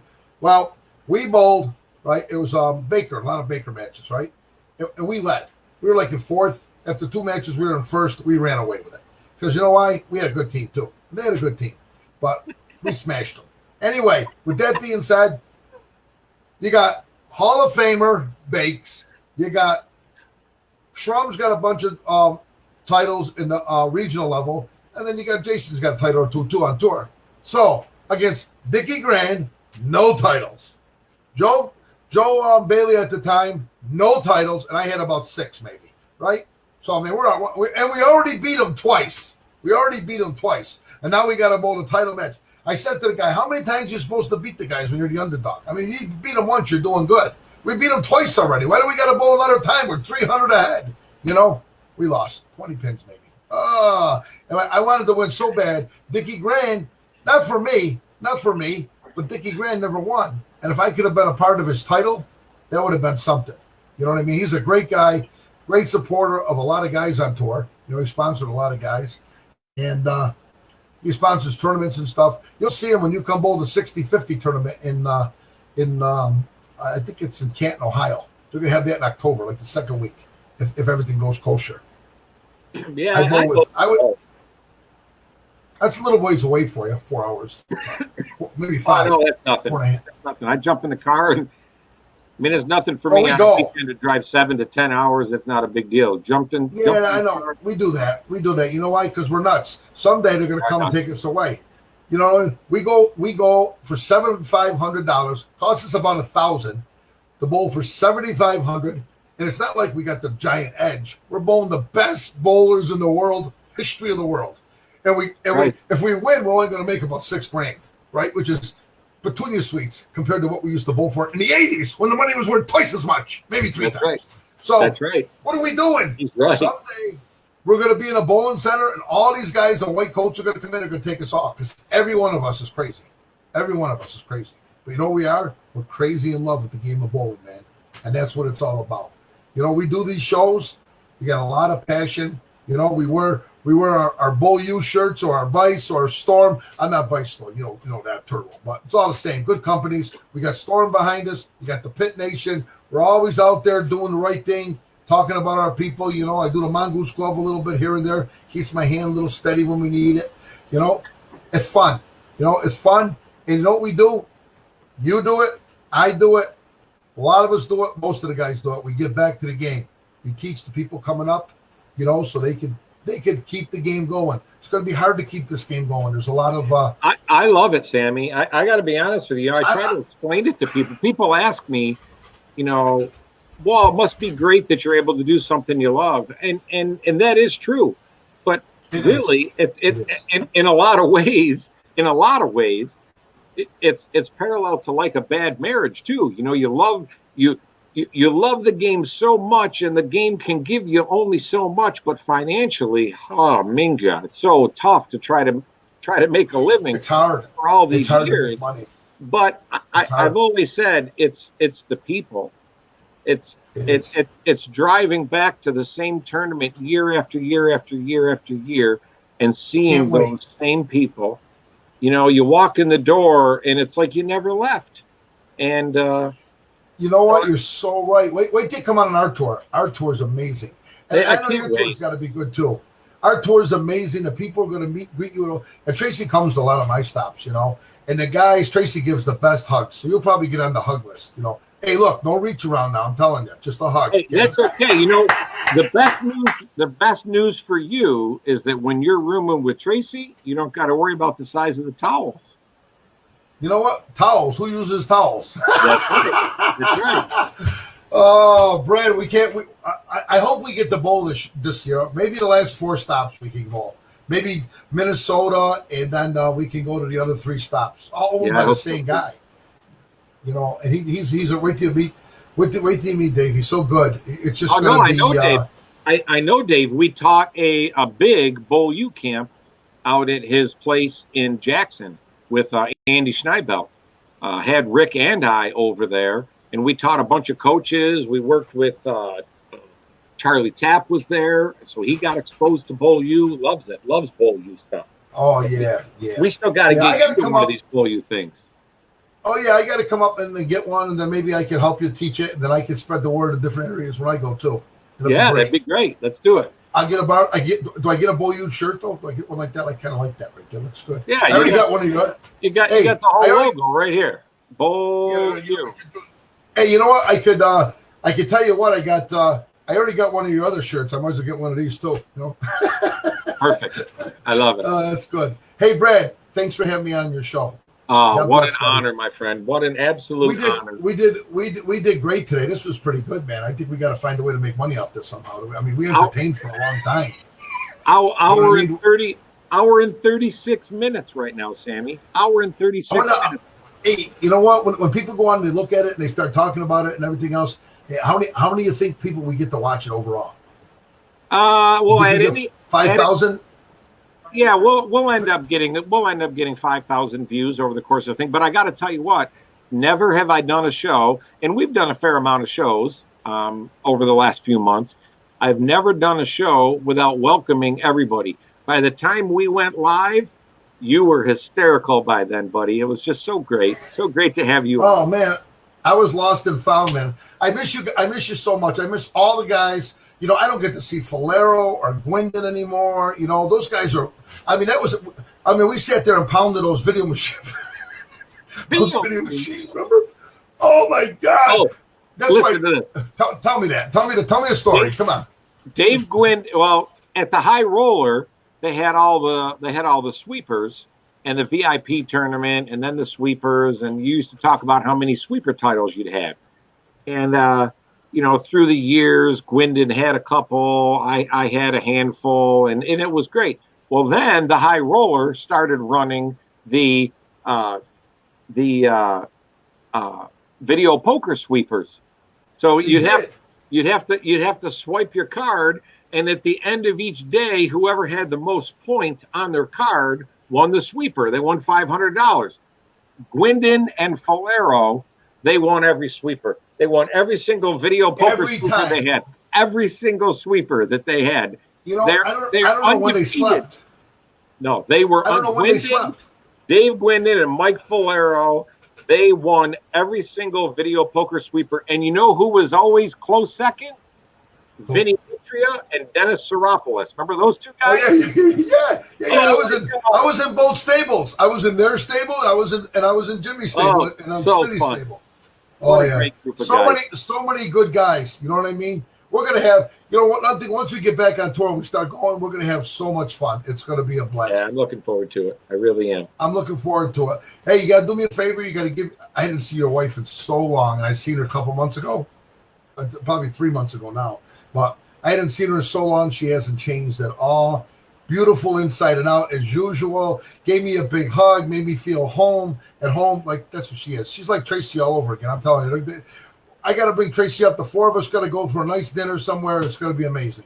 I think we should do it. Listen, all right, last story. So and this is about my wife, Michelle.